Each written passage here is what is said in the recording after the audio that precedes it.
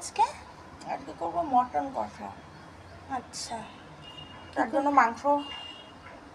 মটনগুলো আমি ধুয়ে নিয়ে এখানে আমরা আলু দিয়েছি, কাঁচা লঙ্কা চিড়ে দিয়েছি, আদা বাটা, জিরে বাটা, হলুদ দিয়ে মাখিয়ে ম্যারিনেট করে নিয়েছো? আচ্ছা। এদিকে পেঁয়াজ কেটে নিয়েছি, টমেটো কেটে নিয়েছি। আচ্ছা, কড়াইতে এবার তেলটা দিয়ে দিলে।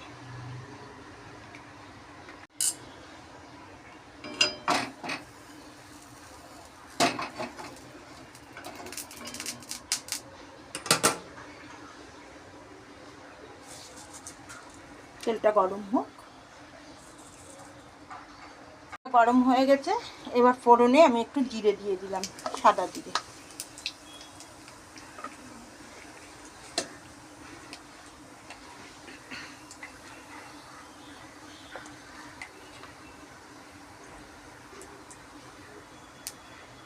এবার পেঁয়াজগুলো দিয়ে দিলাম।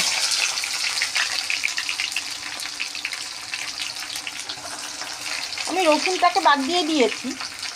হ্যাঁ, রসুনও তো অ্যাড করা যায়, কিন্তু আপনারা যদি খান আপনারা রসুন দিয়ে নিতে পারেন, কিন্তু আমি এখানে ইচ্ছে করেই বাদ দিয়ে নিয়েছি।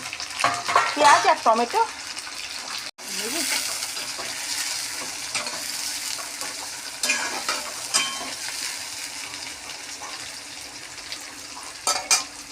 আচ্ছা, এবার পেঁয়াজ টমেটো এই তেলটার মধ্যে আমি একটু নুন দিয়ে দিচ্ছি, তাতে টমেটোটা সেদ্ধ হয়ে যাবে।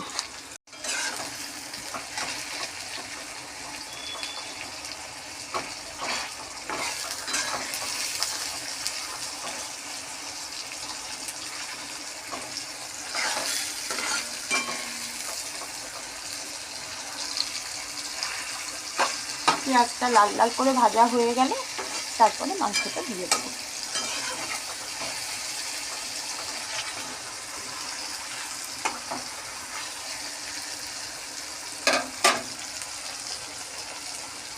ভাজা হয়ে গেছে, এবার আমি মাংসটা এর মধ্যে দিয়ে দেবো।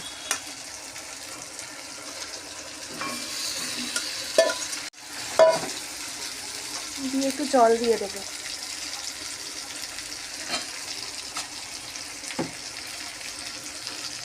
মশলা ধোয়া জলটা অল্প একটু দিয়ে দিলাম। ভাই বেশ করে এখন কষাতে হবে, তাই তো? হ্যাঁ, এবার এর মধ্যে নুন দিয়ে দেবো। নুন তখন দিলে না? না, ওটা অনেক, ওই টমেটোকে সেদ্ধ করার জন্য। এবার আমি নুন দিয়ে দিচ্ছি স্বাদ মতো।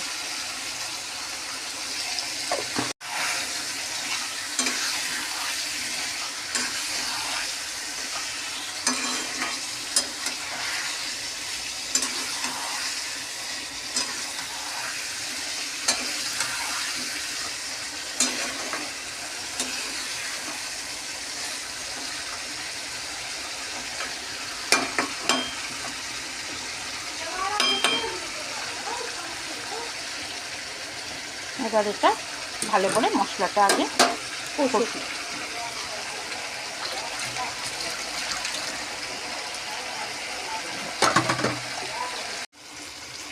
মাংসটা কষানো হয়ে গেছে, তেল ছেড়ে দিয়েছে পুরো মশলাগুলোর থেকে। হ্যাঁ, এবার আমি এর মধ্যে জল দিয়ে দেবো।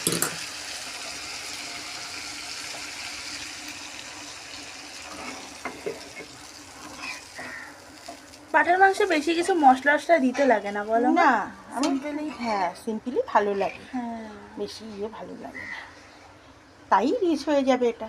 হ্যাঁ, এরপরে গরম মশলা পড়বে, পড়বে।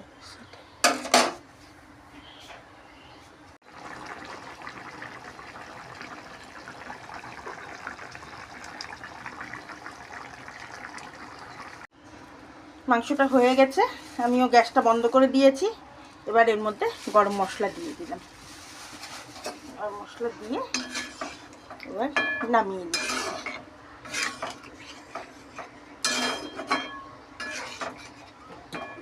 সুন্দর হয়েছে, কালারটা কি সুন্দর এসছে না? কোথায় মনে হয়ে গেল রেয়াজি খাসি। তো বন্ধুরা, ভালো লাগলে লাইক, শেয়ার, কমেন্ট, সাবস্ক্রাইব অতি অবশ্যই করুন।